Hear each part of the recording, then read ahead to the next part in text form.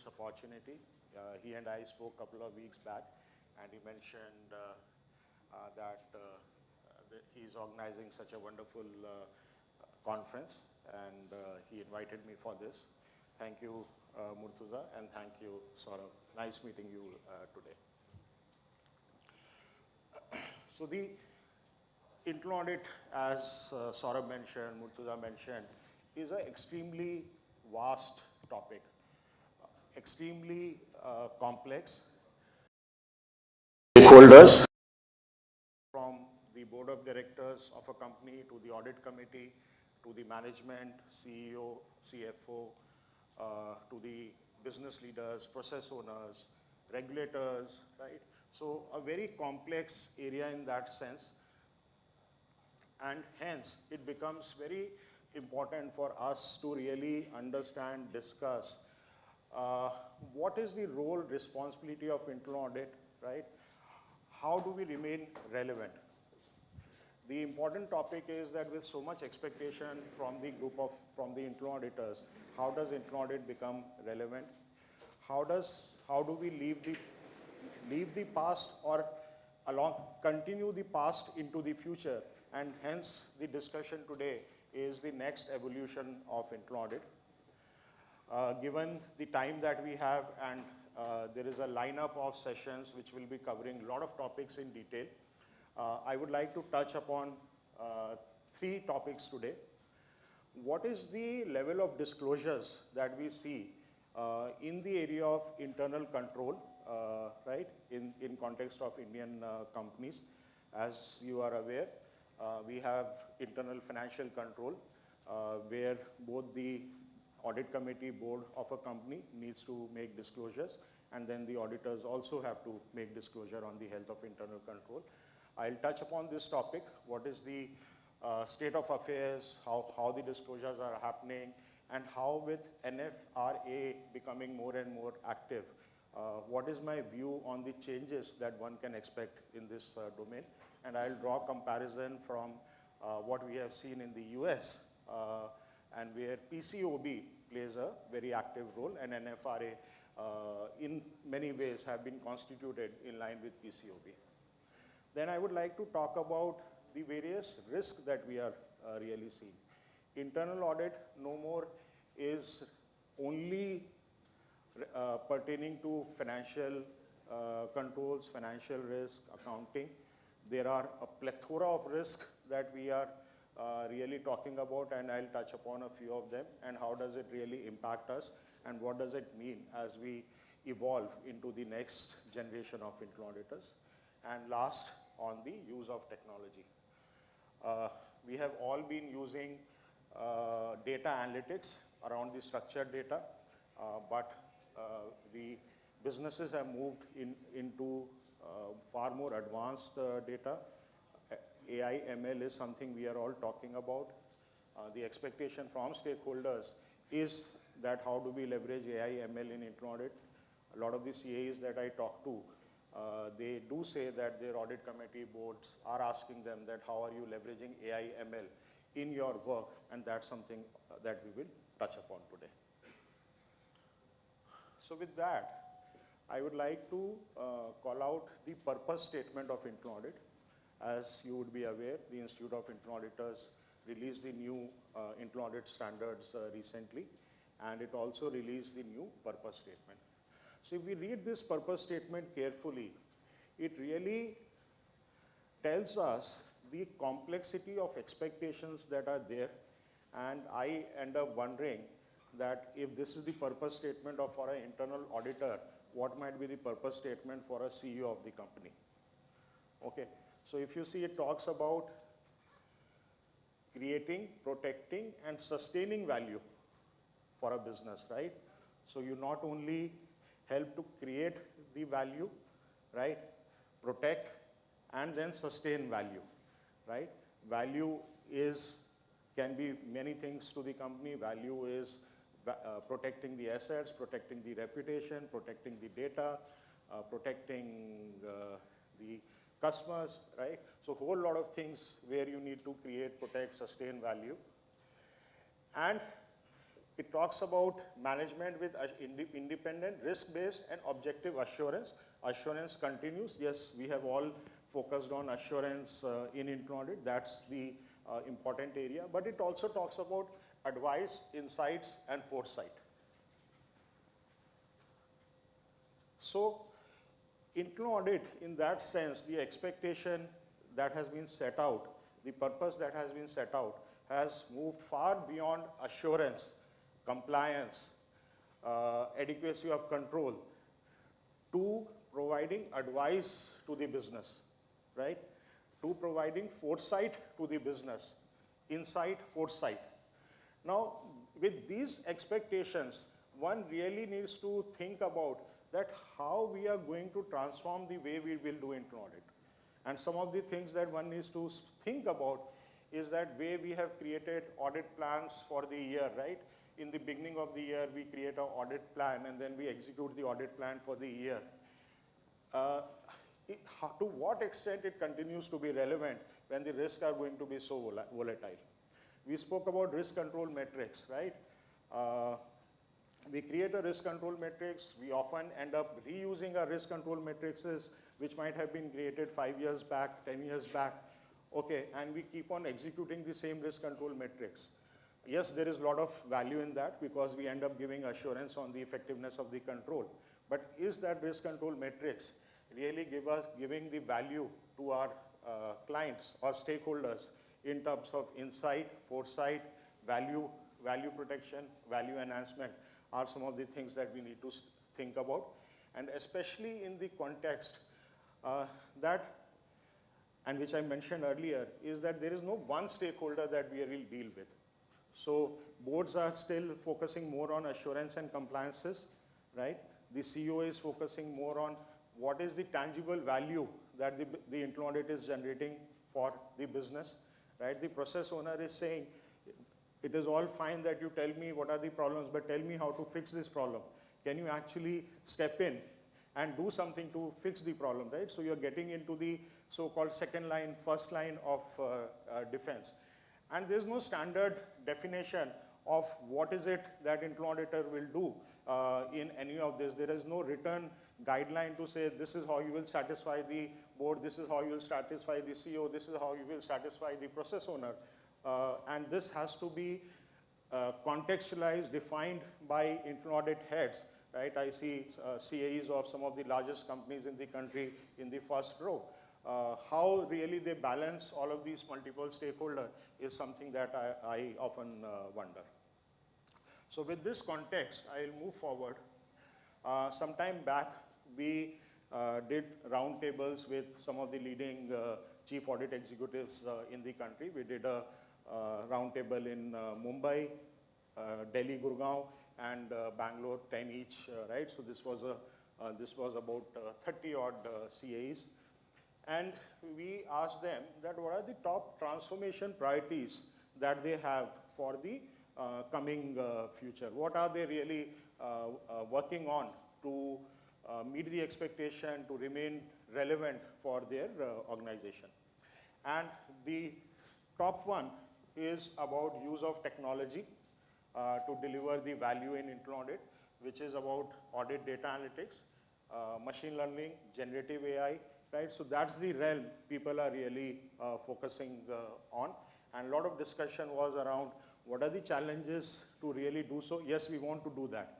But people also said that is not happening at the pace that their organizations expect, the pace at which they want to do this. So what are the challenges? What is it that one needs to do about it? The second important thing was aligning the audit strategy with the overall vision and strategy of the organization. So as we spoke about, to be able to deliver value to our clients, we have to really understand the vision, understand the strategy, understand the value drivers, which will help us to really understand what are the risks that matter for the organization, and then to draw out an audit plan which is aligned to that those risks, and which also then is agile and flexible to flex so we need to flex the plan as the risk change in the organization.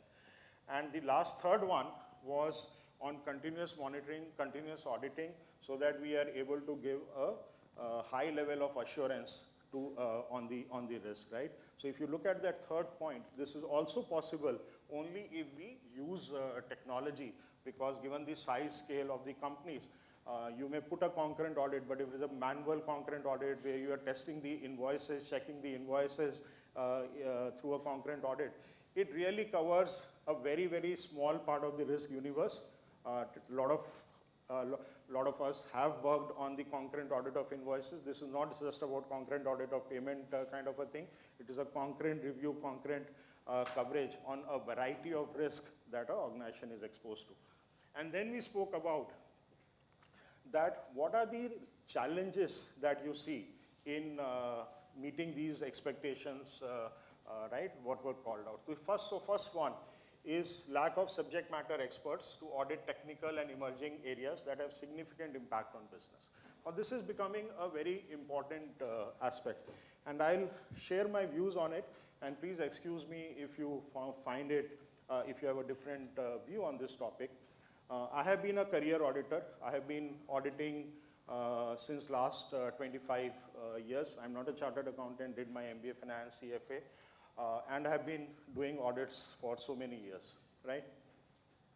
Similarly, the organization that I'm responsible for, the people that we bring into the organization, a good chunk of the people would be chartered accountants, MBA Finance.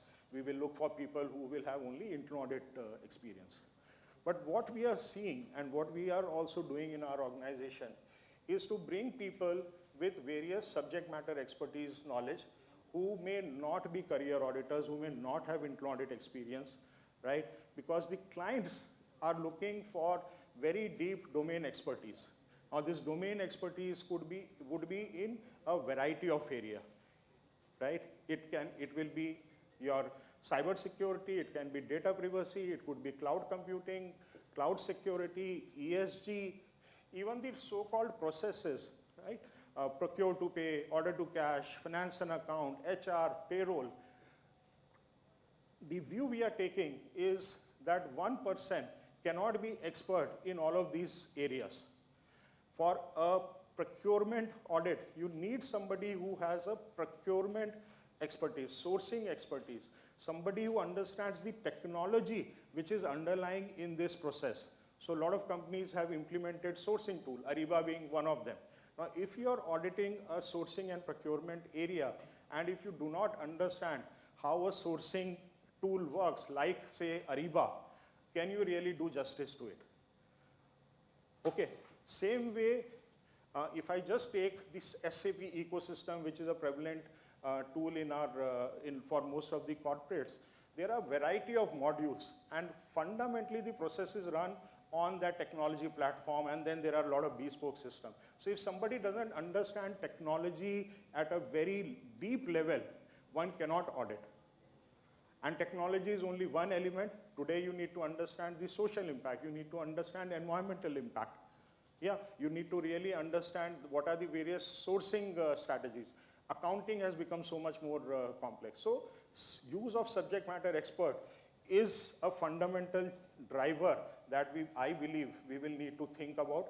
While yes, auditor mindset, auditor instinct, auditor way of thinking will always be important, but that has to be very seamlessly complemented with various subject matter expert knowledge. Emerging technologies, AI, ML, robotic process automation, process mining, are a lot of these technologies which are emerging, which are now there in the business, but it has to now permeate into the internal audit domain. That was the next challenge that was called out. Our own understanding of these topics, the availability of talent, skill set of people who really understand and can bring it into our work, availability of budgets, etc., were some of the things. The third one was also a very important thing around soft skill. I have been talking a lot about value, right? How do we create value? How do we sustain value? But how do we communicate value? If you talk to senior leaders, unfortunately, a lot of time they say that internal auditors come out with a lot of issues, but do you really communicate what does it mean to the organization? Okay, sometimes they say that we come out with very long reports. We don't have time to read such long reports. Whole lot of issues are there, but they are not connected. Issues are raised, but it is not talking about what does it really mean. What is the key risk that it is we are talking about? It cannot be this happened, this is a non-compliance to the standard operating procedure, so it's an issue. And in my team also I face this issue where people, I would say, why is this an issue? It's an issue because it's a non-compliance to the SOP. This was written in the SOP, this was not done, it's an issue. But at a board level, board is really trying to understand that how does it impact the organization. Yes, non-compliance is important element. Yes, regulatory non-compliance is very important. But what does it really, how does it impact the business becomes very important. And our ability to tell that story, our ability to connect these dots becomes very important, and hence soft skill is a very important aspect that was called out as the gap. So now moving on to the first point that I raised on the disclosure levels. So a couple of years back, along with CII, Confederation of Indian Industry, we did a survey with independent directors on roles and responsibility of independent directors, which is basically your audit committee, with respect to internal controls, right? So role, responsibility, challenges that they face with respect to internal control was the topic of discussion. And as part of that, we did a review of annual reports of 100 companies consisting of large cap, mid cap, small cap, right? So balanced coverage of 100 companies, 2 annual reports of each company. So we studied 200 annual reports. It also included a set of companies which had a known adverse issue. Corporate failure, accounting fraud, at least allegations of accounting frauds, right? Auditors' resignation, so companies with a known adverse event. And when we did that study, we found that only in 1.7% of those annual reports, the auditors had raised any concern related to internal control, just in 1.7% of the companies. Only in 19% of the companies with alleged issues, there was any disclosure around health of internal control, right? So in others, even though something was going wrong or it just happened the next year, there was no disclosure around issues related to internal control.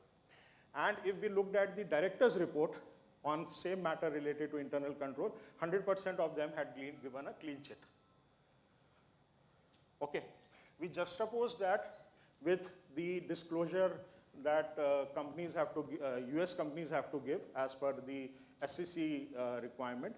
And if you see, this is how the trend was when SOX got introduced, 15%, it started dipping. And then if you see, it started increasing again from 2011. But if we see as of now, it is about 5-6% of the companies are making a disclosure on internal control. And if you see this trend, this here it went up because PCOB started inspecting, started auditing the auditors, right? Like what NFR is talking about now. PCOB stepped in and started reviewing the quality of audits done by the external auditors, and that's when we saw this rise again. If you look at the smaller companies, which do not need an auditor attestation, it's a self-attestation by the smaller companies, small filers, the disclosure levels on internal control is close to 40%. So 40% of the companies are saying, I have some problem related to internal control. Yeah, and if we compare it with what we are seeing in India, we can see the huge difference. So as part of the survey, we asked the independent directors several questions, and I've just brought in few of them over here. So we asked that when we look at the report, the disclosures in our annual report, things seem to be great. Okay, it appears that our companies are very well controlled, they have strong risk management practices, strong governance, etc., etc. Do you really believe that the health of control is as good as it is reflected in the annual report? And 89% of them said, no, it is not as good as that. right?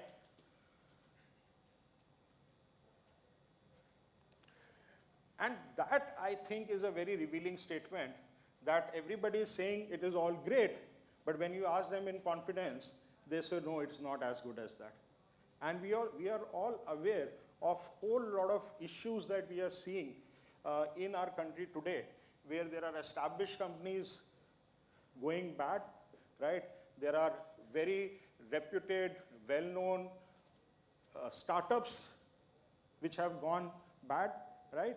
There is a startup where there were allegations that the wife of the founder is the head of internal auditor, the wife of the founder is the head of internal audit, right?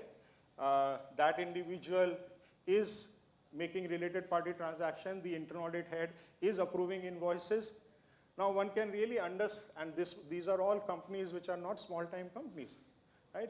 EdTech company, we are all seeing what's happening over there.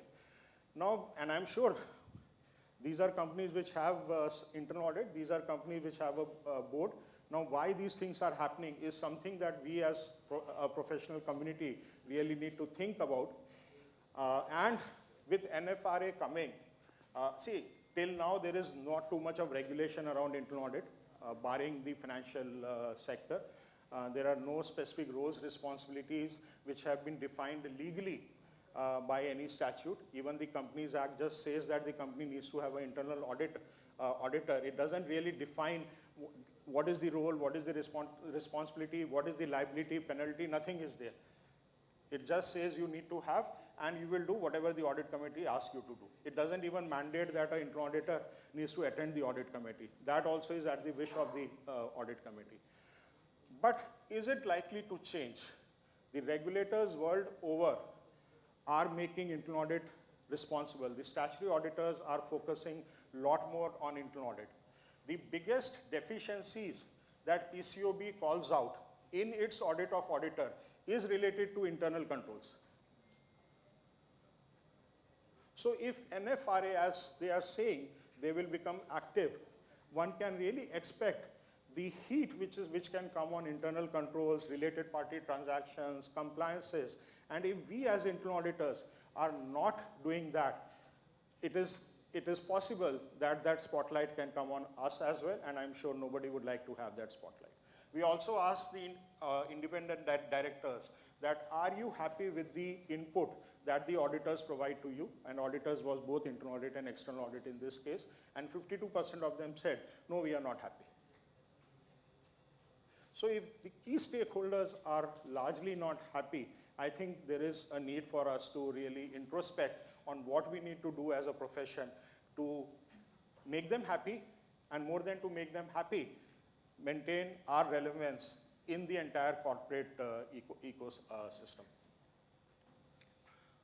Then, next topic I want to cover is around the risk that are there, right? So we spoke about all the disclosures, but then there are a plethora of risks which are there. I will not obviously be able to talk about a whole lot of risks which are there, but I'll talk about 2-3 things, ESG and the entire tech IT as an area. We are all aware that ESG is becoming a very, very important and a hot topic. But I do not find too many internal audit functions really stepping into the ESG domain. Okay, that's something that I feel we need to really be worrying about, right? Very big case in point is what we are hearing about the water scarcity in Bangalore. It's nothing new. In one of the reports, Bangalore has been called out several years back that it is, along with, I think, Cape Town and a couple of cities in the world, which will have a water scarcity. It is said that water is going to be the cause of war in the future. Yeah, so while we may talk about it in such a macro scenario, and we may not think about what does it mean for us as internal auditor. Yes, water is a problem. Now that is really changing, because ESG is now moving away from a good corporate citizen domain, from a voluntary good practice, customer preference, to a very regulated area.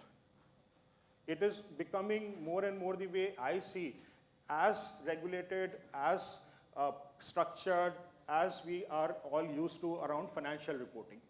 So in that drift, a lot of regulators are issuing reporting standards, reporting requirements on the companies. So in India, we have BRSR reporting, top 1,000 companies have been brought in by SEBI, top 1,000 listed companies.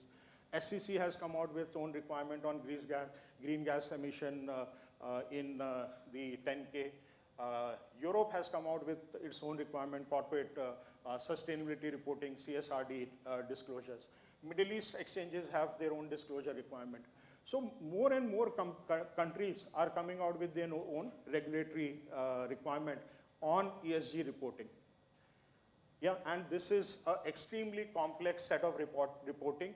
At least in financial reporting, you have something called a money, which is a common currency of reporting. ESG is a plethora of things. Everybody is truly struggling with how do you really report all such complex things.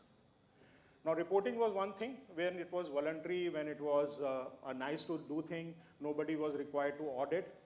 But now regulators are making it something which is auditable.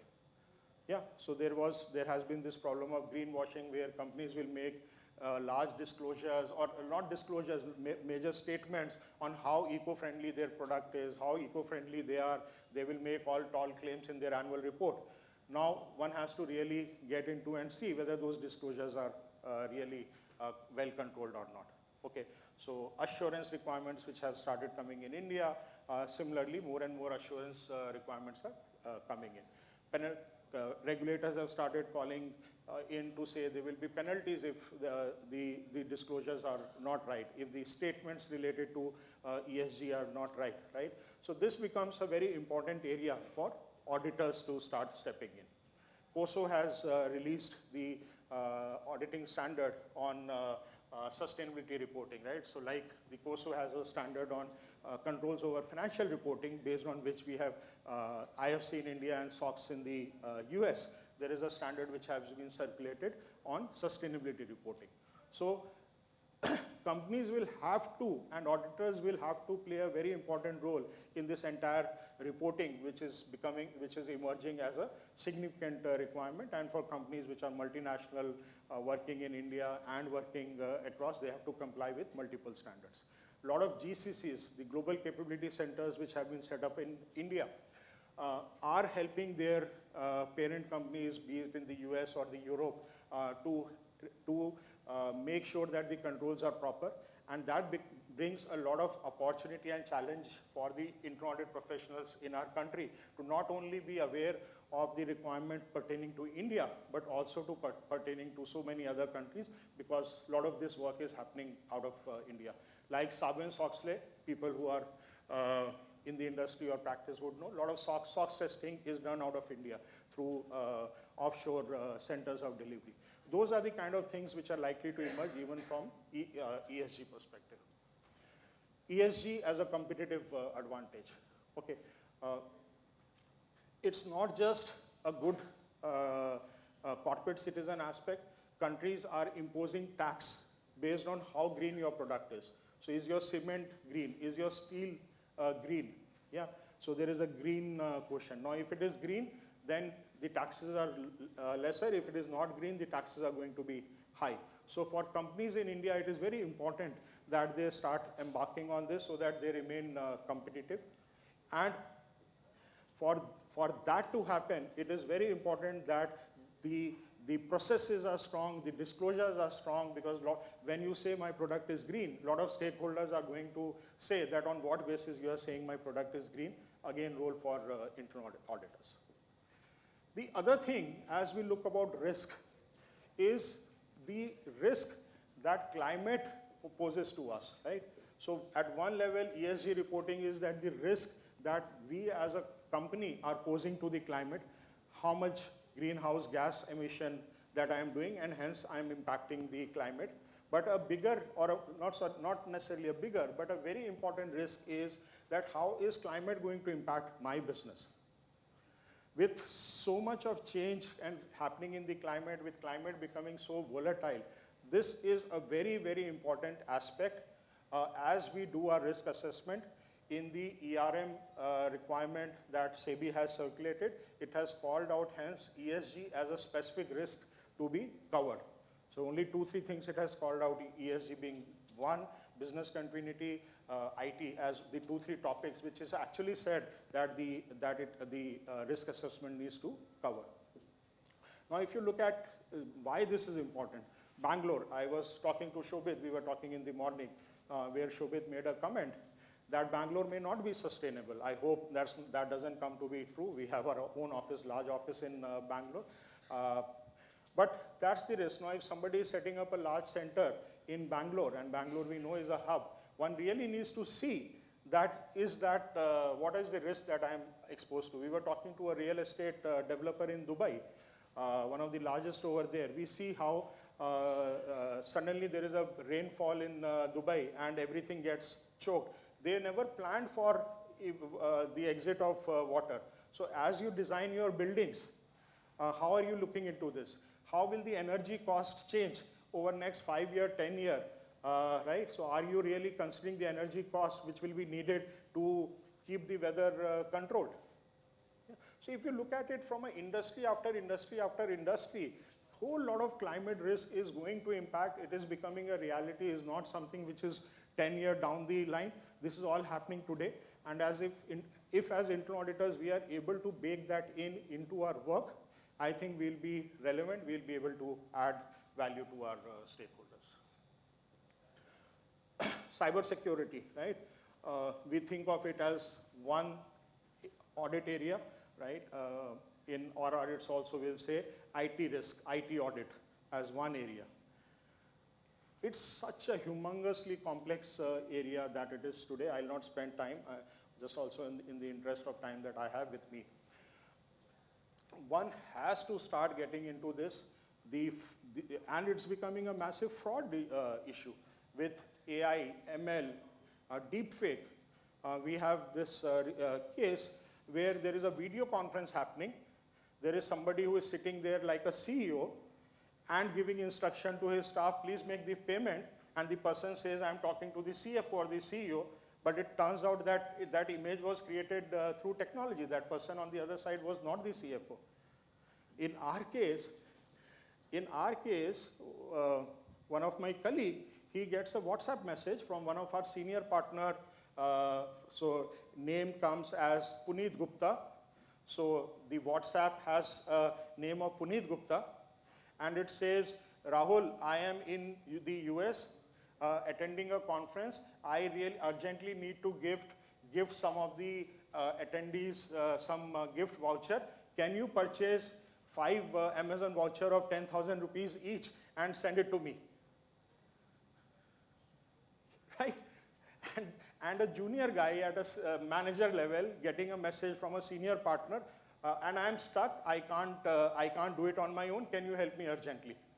There is a good chance that the person will feel, oh, my senior partner is asking me for a help, let me quickly purchase 10 vouchers of 10,000, 1 lakh rupees and send the code. It was obviously a fake WhatsApp message. Now, we should understand how sophisticated all of this is becoming, and AI, ML are the things which are generating this. I heard there is something called a ransomware as a service. Now, there are entities, companies, whatever, who enable you to launch an attack, extract ransomware, and they take a commission out of the ransomware. So these are all industries. State-sponsored cyber attack is a reality. I understand there is an advisory which has come even from the Indian government on some of the companies which are important for our economy, that there are state-sponsored attacks which are being launched. Now, all of this is very important for us as internal auditors, that we are mindful of these risks, we equip ourselves to really address this risk. We need to have the right talent to be able to understand and address these risks. Now, we spoke about all the challenges. I would like to cover how we can use technology to address all of these issues. Now, we are all, I'm sure most of us would be using data analytics, right? in whatever shape and form. Somebody may be very advanced, somebody may be less advanced. Okay, but we are all using, I have been using Excel since last 20-25 years, and that was also data analytics. So that's the first part of structured data analytics. I will not talk so much about the structured data analytics. Basically it is, you have your customer master, vendor master, purchase order dump, accounting transactional records, and you analyze that record to find suspicious transaction, and that's what most of us are working towards in our continuous control monitoring journey. But what is also becoming more and more relevant are other sources of data which we can combine with the internal source to come out with very powerful insight, like the external data analytics, external intelligent analytics as we call in productivity. Now, government has been digitizing at a very rapid pace.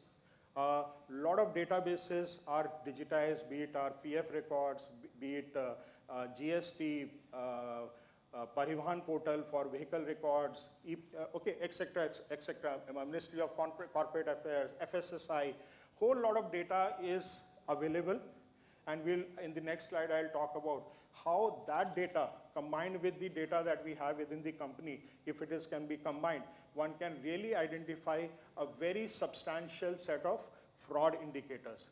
Employee-vendor collusion, employee doing moonlighting, provident fund taken from the company by a contractor but not getting deposited, etc., etc., things that we'll talk about. Image and video analytics. Structured data is what is there in the system. But if you are able to combine that data with the actual documents that you are receiving, the actual invoice that you have received, is that invoice itself is a tampered invoice, a manipulated invoice, duplicate invoice. Look at the value that can be generated through that. Okay, and then machine learning related area. If we are able to create those models, we will be able to uncover a lot of these things. So external intelligent analytics, I'll take 2-3 minutes on that. So for example, I will talk about issue related to employee-vendor collusion. Okay, employees running parallel businesses. That's an area that is of concern to all of us as we do Internal Audit. And a lot of time these issues will be uncovered through a whistleblower. Somebody says this employee is actually running a parallel business. This employee, this person who is a vendor is actually a related party to our employee. This vendor is actually a fictitious vendor. This vendor was created just to take business from us. Okay, it's actually not a genuine thing. You got that incorporated, registered, got the GST number. The idea was to take business from us. Whole lot of this thing you can now identify through what we call through the GST data as an example. So how to share with you? For your employees, you have the PAN number, right? Often you also have the dependent record. So mobile number, PAN number, mobile number, right? Through that you can identify the PAN number. Through the PAN number, you can identify if there is a GST number attached to that PAN number. Yeah, and once you have that, you can see that whether an employee is running a parallel business.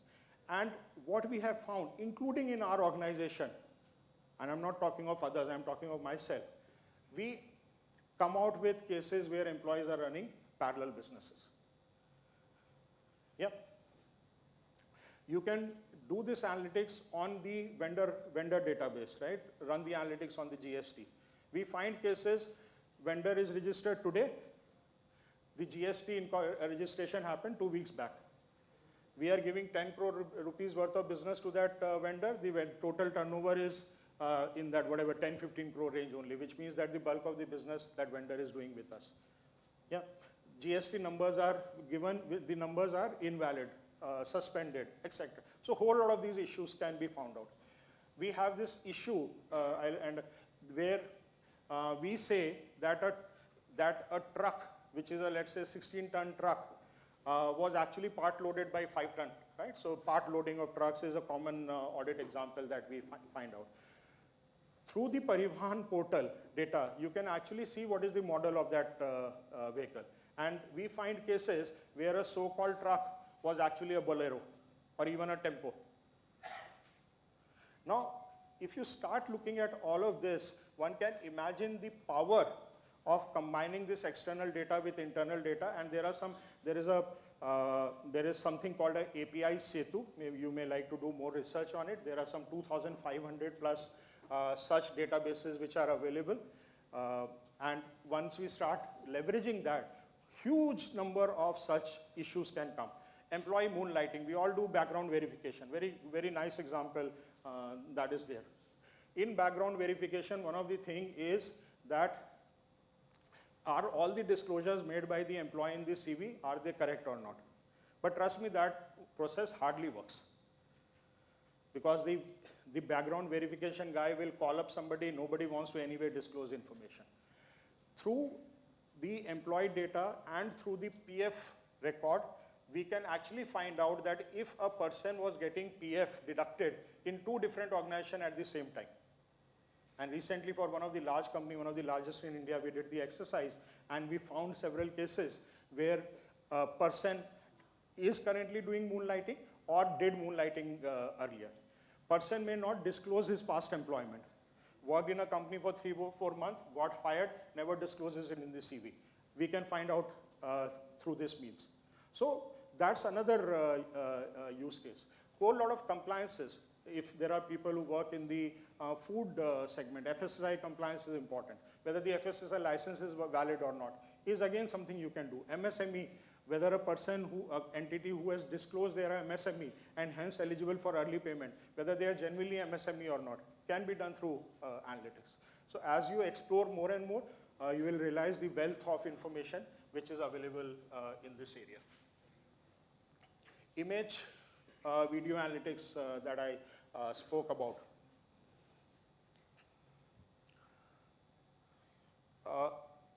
Today, you can actually take an image, and it can run into lakhs and lakhs of images. It is not that you can do only 1,000, 2,000 at a go. To see that 2 invoices which are in your system, are those 2 invoices duplicate? So one is to do through the structured data duplicate analytics that all of us, a lot of us would be doing. And then we know that when we do the duplicate analytics and then we go down to the business, whole lot of false positives are there. And we start with 100 rupee, we end up with a 1 rupee or a 50 paise. But if you are also able to corroborate in the first go that the 2 invoices were also same, it becomes so much sharpened, so much powerful insight, right? You can see that if a 9 has been converted into 8 in the invoice, especially in the case of, say, expense reimbursements. All expense reimbursements today are digital. There are portals through which you scan and put it. Same supporting, if I'm putting twice, by modifying it a bit, image analytics can identify that. Yeah. For another company, pharma company, they spend huge amount of money on events, doctor event, etc., right? Where like a seminar like this will be held. They will say there are 100 people in that room, okay, and the evidence of an event being held are photographs. So we can, and what happens is somebody will take a photograph from here, somebody might take a photograph from the other side and say these are 2 different events. Through machine learning, we can actually analyze photographs on a large scale to say these are actually 2 same photographs. It can, through facial recognition, it can even count and say how many people are sitting in this auditorium. So if I'm paying for 100 people and there were only 50 people, one can identify. So these are some of the illustrative cases of invoice, picture, etc. that one can identify through this analytics, including metadata. One can take whole lot of data from the invoice, so unstructured data becomes structured data, and then you can run analytics on top of it to identify issues. So for a large corporate, we were doing the audit of their NGOs, crores of rupees being spent as grant to the NGOs. What NGOs will do? NGOs will give supporting document. An NGO will give a supporting document of money. Is that okay? I'm hearing a static. Are you okay? Oh, okay, time. Yeah. So here what we were able to identify through analytics is that the supportings which were given, so we picked out the GST number from those supporting because see, these are not vendors who are registered vendors where you have done the due diligence. These are only supportings which come. So there will be a mother bill with a supporting of 20 lakh rupees. Through analytics of that supporting, we are able to say that the GST number which is there is a bogus GST number, right? Through the e-way challan which are attached, one is able to say that the vehicle number given is actually fictitious. So that way you are able to convert unstructured data on an image to a structured data and run analytics on that is another use case. Yeah, so that's how various things are there. As I see, Murtuza Bhai has put up a whole panel of speakers and conference, and I'm sure there will be a lot more deliberation on this topic. So once again, thank you for this opportunity. Look forward to connecting with you.